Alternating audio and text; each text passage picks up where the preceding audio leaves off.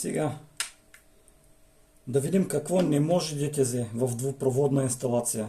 Преди малко гледахте клип, където ако има избягала фаза, отечка по фаза, ДТЗ изключва.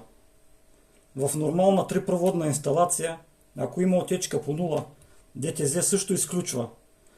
А да видим в двупроводна инсталация, ако има отечка по нула, дали ДТЗ-то ще изключи. Затова съм вързал, ето тук е лампичка. Проверяваме. ДТЗ-то работи. Включваме.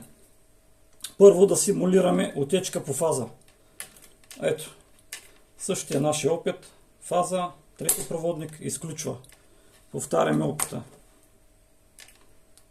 Фаза, отечка, изключва.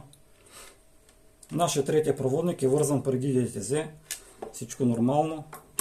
Но сега пробваме дали, ако има отечка по нула, дали ще изключи. В трипроводната отечка по 0 към PE ДТЗ изключва. Да видим тук. 0, PE, нищо. Не изключва. Виждате ли? Ето. 0, не изключва. Затова в двупроводна ДТЗ-то върши половин работа. А не е като в трипроводна. Пак повтаряме. Ето. 0.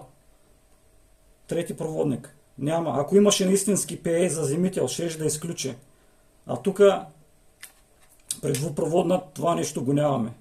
Това е огромна разлика. И хората, ако си мислят, че са защитени с ДТЗ, лъжат се. Това е само половинчата работа. Ако има пробив по корпуса от фазата към корпуса, да, ДТЗ изключва. Но иначе, ако има пробив по нулата, някъде нулевия кабел е скъсан, има отечка, няма да изключи никога. В трипроводна ДТЗ-то изключва. Това беше.